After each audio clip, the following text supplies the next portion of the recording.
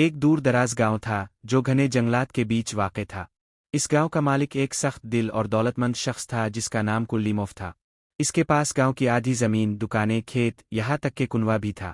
وہ جس سے ناراض ہو جاتا اسے پانی تک سے محروم کر دیتا۔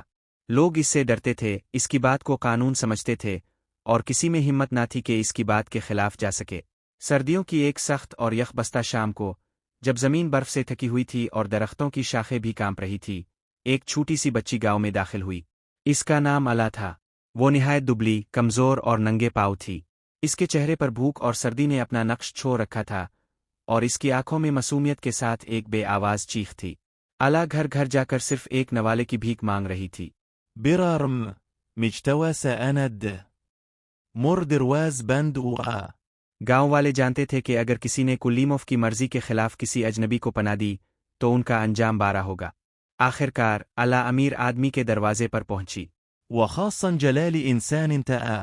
جب اس نے الا کو اپنی دہلیز پر کھڑے دیکھا تو غصے سے چیخا، تم غر تم۔ یہاں سے دف ہو جاؤ۔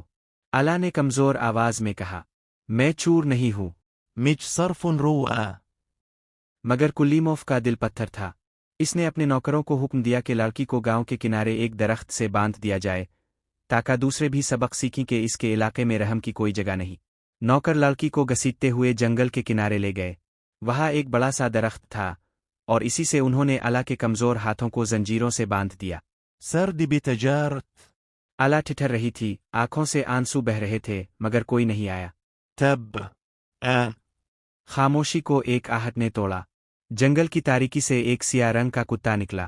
اس کا نام تھا گری۔ کچھ عرصہ پہلے وہ کلیموف کا پالتو کتا تھا، مگر ایک دن کلیموف نے اس پر جھوٹا الزام لگا کر جنگل میں پھینک دیا تھا۔ گری نے الا کو دیکھا، اس کے قریب آیا، اور بغیر کچھ کہے اس کے ساتھ بیٹھ گیا۔ وہ اپنی گرم سانسوں سے اسے تھوڑی سی گرمی دینے لگا۔ پوری رات وہ کتا الا کے پاس بیٹھا رہا، کبھی زنجیر کو دانتوں سے کاٹنے کی کوشش کرتا، کبھی الا کو